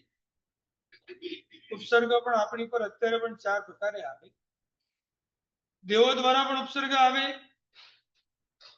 કોઈ મનુષ્ય આપણી નિંદા કરી આપણી પર ઉપસર્ગ છે, આપણે ક્ષમતાપૂર્વક સહન કરવાનું. આ મનુષ્ય દ્વારા ઉપસર્ગ. તિર્યંચો દ્વારા ઉપસર્ગ પણ આવે. કોઈ પુત્રો આપણને સામે જોઈને ભસવા લાગે, એ પણ આપણી પર આવતો તિર્યંચનો ઉપસર્ગ છે. અને ચોથા નંબર ઉપસર્ગ પોતાના દ્વારા. આપણે આપણા આત્માને ખોટા માર્ગે લઈ જઈએ એટલે આપણે આત્માની પર સૌથી મોટો ઉપસર્ગ. હું મારા આત્માને એમાંથી કેવી રીતે બચાવું? આવા ભગવાનના ઉપસર્ગને સમજીને આપણે એ તરફ લક્ષ્ય રાખવાનું. મનુષ્ય દ્વારા ઉપસર્ગ પણ આપણી પર 4 રીતે આવે. આપણી સામે જોઈને 4 જણા હસતા હોય એટલે આપણને થાય, જો મને જોઈને કેમ હસે? આ હાસ્યજનિત ઉપસર્ગ કહેવાય. ભલે ને હસે, કાંઈ વાંધો. મને જોઈને હસે જ છે ને, બીજું તો કાંઈ નથી ને. બીજા પ્રદ્વેષ દ્વારા આપણી પર કોઈ ગુસ્સો કરે એટલે એ પણ ઉપસર્ગ કહેવાય. એને પણ સહન કરવાનું. અને તે ત્રીજા નંબરનો વિમર્શ દ્વારા આપણી કોઈ 2 જણા ઉભા રહીને ખાનગી વાતો કરતા હોય, વિચાર વિમર્શ કરે આપણો, અને આપણને ખ્યાલ આવી ગયો આપણી કઈક વાતો ત્યાં થઈ રહી, આપણી પર આવતો ઉપસર્ગ છે વિમર્શ દ્વારા. અને ચોથા નંબરનો કુશીલ સેવન માટે. કોઈ આપણો પરિવાર કોઈ આપણા છે ખરાબ માર્ગનું સેવન કરતા હોય અને આપણી તરત નિમિત્ત આપે અમે જે છે તમારે આવું છે એટલે આપણે હમણાં પરીક્ષણ પૂરા થયા છે જઈને શું કામ છે એટલે વધારે પ્રલોભન આપે હવે શું વાંધો પરીક્ષણ થઈ જવું ચિંતા નહીં કરવાની તમે સારું કરીને કેટલું તમે તો કર્યું અમે તો કાંઈ કર્યું નથી બોલો એક જ સમાજે પ્રતિમા કર્યું તમારો બધા પાપ લાગે પછી પ્રતિમા કરી લેજો અને તમે તો વારંવાર કરો છો એમ વાણિયું એવું બોલીને સમજાવી દે આપણને અને ફટ કરતા ઠીક છે હાલો તમે કયો તો આવું છું બસ આ ઉપસર્ગમાંથી ગયા આપણે બહાર ગમે એટલા પ્રલોભનો આપે પણ મારે આજે જવું નથી એટલે જવું જ નથી એ ઉપસર્ગની ઉપર વિજય મેળવ્યો કહેવાય વિચારવાનું આવા ભયંકર ઉપસર્ગો પરમાત્માની ઉપર આવ્યા પરમાત્માએ બધું સહન કર્યું ભગવાનનું પહેલું પારણું છત્રનું પારણું કુલ્લાખ સન્નિવેશમાં બ્રાહ્મણને ત્યાં થયું અને ભગવાનનું જ્યારે પણ પારણું થાય એટલે પંચદિવ્યો પ્રગટ થાય વસ્ત્રની વૃષ્ટિ પણ થાય સુગંધિમય પુષ્પની વૃષ્ટિ થાય દેવો દ્વારા અહોદાનમ અહોદાનની ઘોષણા કરવામાં આવે અને સાથે સાથે 12.5 કરોડ સોનિયાની વૃષ્ટિ થાય અને આકાશમાં દેવની ધુંધુબી વાગે આવા પરમાત્મા સહન એટલા માટે જ કર્યું કે પરમાત્માને સહન કરતા જોઈને આપણે પણ વિચારવાનું આપણે પણ સહન કરવાથી આપણું મન મજબૂત બને આપણું વચન મજબૂત બને અને કાયા મજબૂત બને આજે રમતા રમતા જે અઠ્ઠાઈ કરે કાયા કેટલી મજબૂત હશે આપણે માત્ર એટલું જ પૂછીએ સાતામાં છો દેવગુરુ ફસાય બસ વચનમાંથી કેવા શબ્દો નીકળે ઘણી વાર બધા એકાસનું વ્યાસનું કરતા હોય એને એમ લાગે આ ઉપવાસના તપસ્વી આપણને પીરસવા આવે આપણે એને જોઈને કેટલું દુઃખ થાય છે કે એના હાથે આપણે લેવું પડે પણ બીજી રીતે પીરસનારને કેટલો આનંદ એના મનમાં કોઈ દુર્ભાવ નથી તમે વાપરો તમ તારે મને આ મીઠાઈ લેવાની અત્યારે કોઈ ઈચ્છા નથી આ મન પણ એનું મજબૂત બને મન પણ મજબૂત વચન પણ મજબૂત અને કાયા પણ મજબૂત આવા ભગવાને જ્યારે પણ દીક્ષા લીધા પછી વસ્ત્રનું અડધું દાન કોને આપ્યું હતું બ્રાહ્મણ એ પ્રસંગ ઉપરથી આપણે શીખ શું લેવાની એમ તો જૂના વસ્ત્રો ઘરમાં બહુ સંગ્રહિત કરીને રાખવાની જૂના વસ્ત્રો ક્યારે પણ વેચવા નહીં કે ગરીબ માણસોને આપી દેવા એમ જૂના વસ્ત્રો ફેંકવા પણ નહીં માત્ર ને માત્ર બીજાને આપવાનો આશય રાખવા ભગવાને પણ કોઈ પણ વસ્તુ ફેંકી નથી બહુમાનપૂર્વક બધાને આપી છે આવા પરમાત્માની પર આવા ભયંકર ઉપસર્ગો વગેરે આવ્યા પછી સંપૂર્ણ ચારિત્ર જીવનમાં પરમાત્મા ઉત્કૃષ્ટ કોટીની 5 સમિતિ 3 ગુપ્તિનું પાલન કર્યું 12.5 વર્ષની પરમાત્માની ઘોર સાધના 6 માસિક તપ એક વાર કર્યો 5 મહિનામાં 6 દિવસનું નેવો તપ પણ એક વાર કર્યો ચોમાસી તપ 9 વખત ત્રિમાસી તપ 2 વખત અઢીમાસી 2 વખત 2 માસી તપ 6 વખત દોઢ માસી તપ 2 વખત માસક શ્રવણ પરમાત્માના આત્માએ 12 પેલ કર્યા 15 દિવસના ઉપવાસ પરમાત્માએ 72 વખત કર્યા 2 દિવસ ભગવાને ભદ્ર પ્રતિમાનો તપ કર્યો 4 દિવસ મહાભદ્ર પ્રતિમાનો તપ કર્યો અને 10 દિવસની સર્વત્ર ભદ્ર પ્રતિમાનો પણ તપ કર્યો 229 પરમાત્માએ છઠ કર્યા 12 અષ્ટમ કર્યા અને આટલા સાધના કાળ દરમિયાન ઠામ 24 સાથેના 349 પરમાત્માના પારણા થયા અને ગોધુલિકા આસને ઋજુવાલિકા નદીના કિનારે આવા પરમાત્માનો સાધના કાળ પૂરો થયો એટલે પરમાત્માએ કેવળ જ્ઞાનની પ્રાપ્તિ અને આવું કેવળ જ્ઞાન પરમાત્માને મળ્યા પછી હવે પરમાત્માના દેશનાની શરૂઆત થશે આપણો ટાઈમ અહીંયા પૂરો થવાની તૈયારીમાં છે છેલ્લી 5-10 મિનિટ આપણે ક્વેશ્ચન આન્સર માટે રાખી આમ તો બીજું વ્યાખ્યાન પણ આપણે અત્યારે લઈ લેવાનું હોય પણ એને અવસર આવે ત્યારે આપણે એડજસ્ટ કરી આમ તો આપણે અત્યારે એડજસ્ટમેન્ટનો ધર્મ ચાલે છે આપણો ઘણું બધું એડજસ્ટ કરીને આપણે બધું કરવું પડે શું પણ મોક્ષની આરાધના એડજસ્ટમેન્ટમાં નહીં કરતા શું જે આપણાથી થાય સારું એટલી અનુમોદના કરવાની ભગવાન અમારે તો બધું જ સાંભળવાનું બધું જ વાંચવાનું હોય પણ અમારો સાધના કાળ એવો છે કે અમે બધું એવું કરી શકતા નથી, એમ દુઃખ વ્યક્ત કરવાનું. જેટલું સંભળાય છે પરમાત્મા એનાથી વધારે વધારે અમને સાંભળવાનું. ત્યારે મોકો મળે ત્યારે અમે એવા સાવ ફ્રી થઈ જઈએ અને સંસાર બધી જ આવી તમારી ભક્તિ કર્યા કરીએ એવો ભાવ વ્યક્ત કરવાનો. ચાલો ભાઈ, સૌથી પહેલા કોઈને કઈ પ્રશ્ન છે?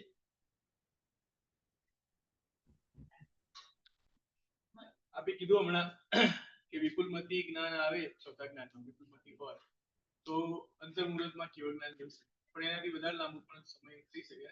હા, જે પરમાત્માને 12.5 વર્ષ. હા, એટલે એમાં એવું હોય, મનોપ્રજ્ઞાના બે પ્રકાર છે, એક રુચુમતી અને બીજું વિપુલમતી. એટલે રુચુમતી થયા પછી એ લાંબો ટાઈમ સુધી રહ્યા કરે, પછી એ જ જ્ઞાન છે એ વધારે મજબૂત થાય.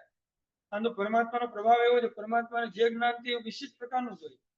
એટલે પરમાત્મા માટે એવું ભેદ જ ના આવે. પરમાત્મા માટે બધું અલગ જ છે, પણ આપણે મહાવીર ક્ષેત્રમાં દીક્ષા લીધી અને આપણી સાધના દરમિયાન જો આપણને પેલું સંગણ હોય, આપણને મનોપ્રજ્ઞાની પ્રાપ્તિ થાય. શરૂઆતમાં આપણું મનોપ્રજ્ઞા કેવું હોય? રુચુમાં. અને પછી ધીમે ધીમે ધીમે ધીમે જો એ જ ભાવમાં આપણને કેવળ જ્ઞાનની પ્રાપ્તિ થવાની હોય તો એ મનોપ્રજ્ઞા જે વિપુલમતીમાં ચેન્જ થાય. શું? અને પછી આપણે કેવળ જ્ઞાનની પ્રાપ્તિ કરાવે. પણ વિપુલમતી મનોપ્રજ્ઞા જેવું ટચ થયું એટલે આવ્યા પછી જાય જ નહીં. પણ રુજુમતી છે એ આવીને જવાના પણ ચાન્સીસ છે. શું? ભલે ઓછું બને પણ બને ખરું.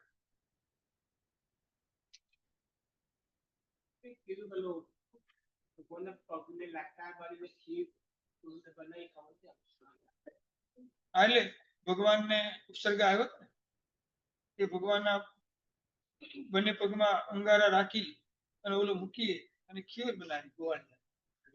હા, તો ભગવાને બધું સહન કર્યું.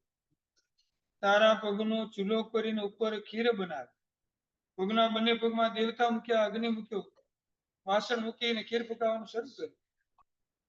ભગવાન સહી પણ ચલાયમાન થયા.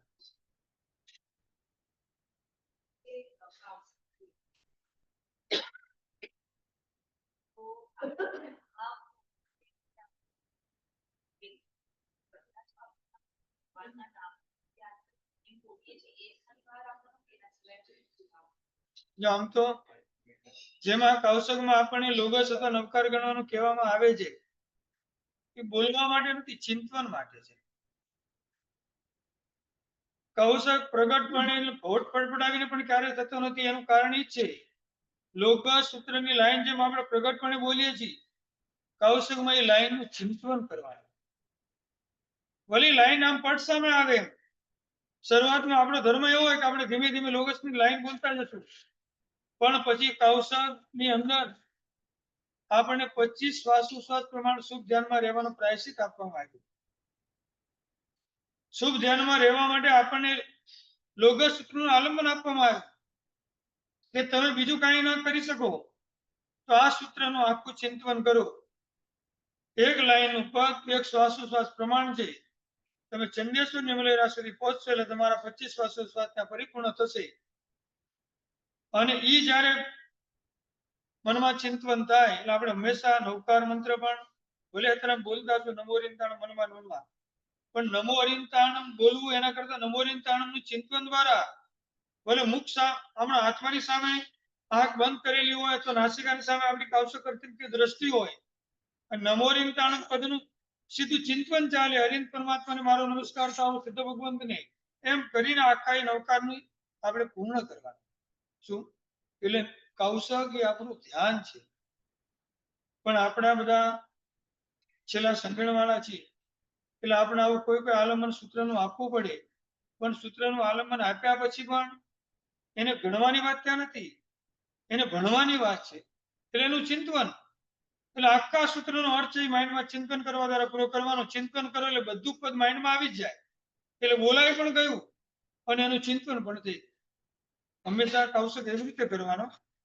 અને આપણે જ્યારે પ્રતિક્રમણ કરીએ છીએ એટલે જે પણ કૌશક કરવાનો આવે છે, બધા મોટા ભાગના કૌશક લોગસના, ચંદેશો, નિમલેના સુધી જ.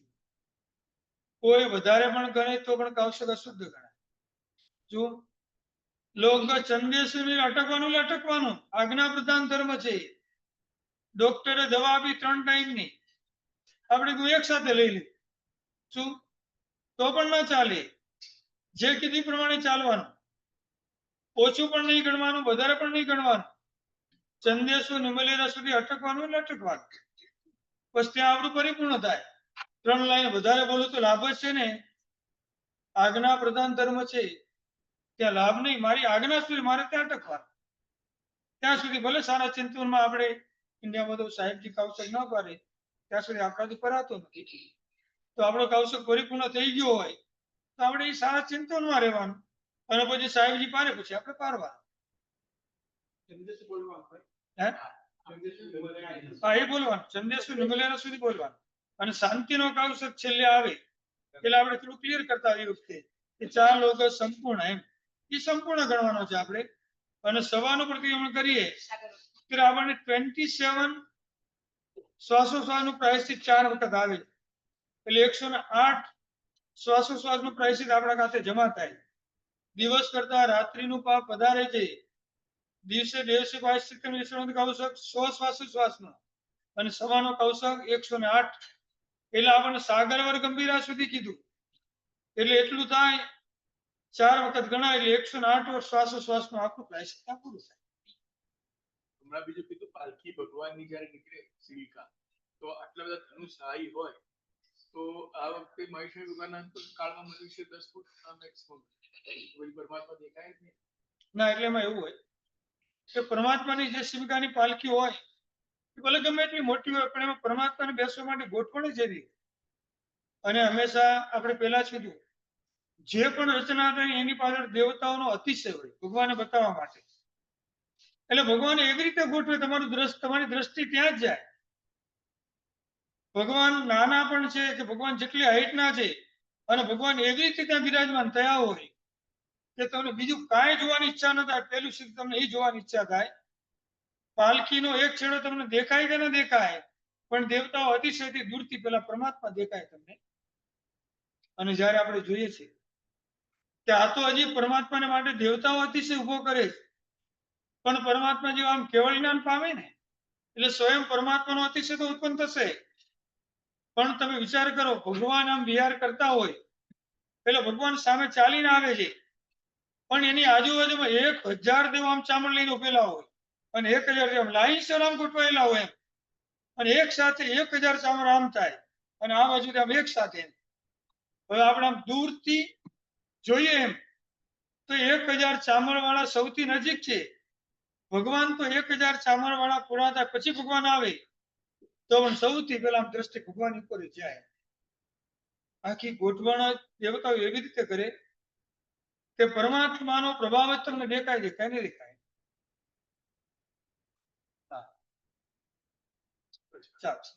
પચકાણ કોઈને લેવાનું હોય? આપણે કહીએ કે ઋષભદેવ ભગવાનની 500 ધનુષની ગાય હતી, તો તે સમયમાં બીજા બધા લોકો હતા તે બી. જેમ જેમ ભગવાન ઋષભદેવ હતા એ વખતે જેટલી હાઈટ હોય એટલી હાઈટ એ પ્રમાણે પ્લસ માઇનસ બધાની હાઈટ હોય. જો અને અવસરપીણી કાળ છે બધું ધીમે ધીમે ઓછું થતું જાય. ભગવાન 500 ધનુષ્યના હતા, એ રીતે 500 ધનુષ્યના મનુષ્ય પણ આપણે પણ હોઈએ, દિવ્યંશો પણ હોય. એને અત્યારે કેમ આપણે 6, 7, 5, 4, 3 એવી રીતે બધું જ ત્યાં હોય, નાના મોટા. એટલે જેટલી હાઈટ ભગવાનની હોય એ જ પ્રમાણે હાઈટ વાળા બધા આપણને જોવા મળે, અને પછી ધીમે ધીમે બધું ઓછું થતું. જે અત્યારે આપણે મેક્સિમમ 7 હાથ સુધી આવી ગયા, હજારો વર્ષ બીજા જશે 17,000, પછી ખાલી ધીમે ધીમે કરતા કરતા આટલી કાયા થઈ જશે, બસ. ના, મહાવીર ક્ષેત્રમાં હંમેશા માટે ઋષભદેવ ભગવાન અહીંયા હતા, અને જેવું છે એવું હંમેશા માટે ત્યાં કોઈ દિવસ કાળ ચેન્જ થવાનો નથી. એટલે ઋષભદેવ ભગવાનનું નામ એટલા માટે લઈએ છીએ, સૌથી મોટા હાઈટ વાળા એ હતા, અને સૌથી મોટી કાયા એમની હતી. એવી કાયા હંમેશા માટે દરેક તીર્થંકર પરમાત્માની મહાવીર ક્ષેત્રમાં હોય, એમાં ક્યાંય ઓછું ક્યારે પણ આવે નહીં.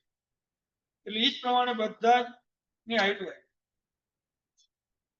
એવું કે શ્રાયણિક રાજા આજથી 40 વર્ષ પહેલા તીર્થંકર હતા, એમનું આયુષ્ય 72 વર્ષ હતું. એવું નહીં કે પહેલા તીર્થંકર આયુષ્ય. હવે કાળ ચેન્જ આવશે. અત્યારે અવસરપીણી કાળ છે, તો પછીનો ઉત્સર્પીણી કાળ. ઉત્સર્પીણી કાળમાં નાનામાંથી મોટું થશે, દરેક કાળ આપણે ત્યાં ચેન્જ થાય. એટલે હવે જે ભગવાન આવશે સેમ છેલ્લા ભગવાનની જેમ આવશે. પછી ધીમે ધીમે ધીમે મોટા થતા છેલ્લા ભગવાન છે એ ઋષિદેવ ભગવાન છે. ચાલો પચકાણ કોઈ લેવાનું બાકી છે?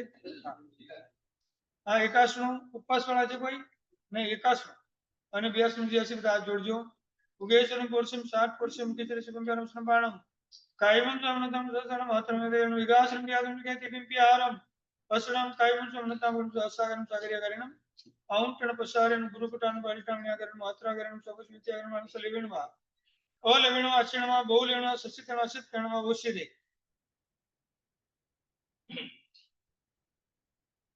પ્રણામ આપ સૌને.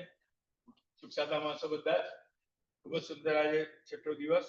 આજનું મોર્નિંગ પ્રવચન હતું સ્પોન્સર બાય રમેશભાઈ અને મીનાક્ષીબેન શાહ, અને એકાધારા સ્વામીવાસેના સ્પોન્સર છે શૈલેષભાઈ અને નીતાબેન, ચંદ્રકાંતભાઈ અને બીનાબેન મેઘવાણી, મનોજભાઈ અને મીનાક્ષીબેન, જયુભાઈ શાહ મેલબોર્નથી, સંજયભાઈ અને શિલ્પાબેન તથા પરેશભાઈ અને નૂતનબેન શાહ.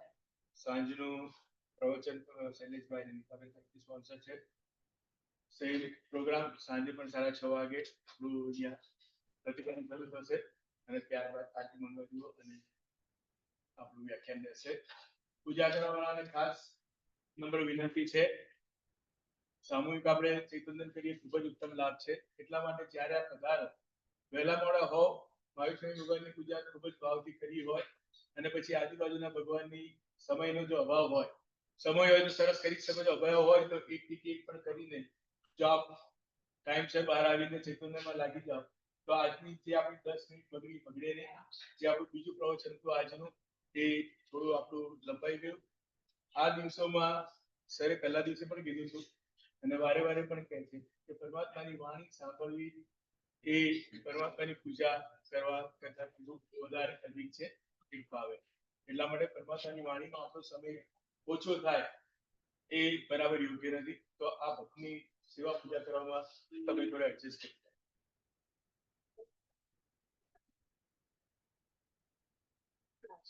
જય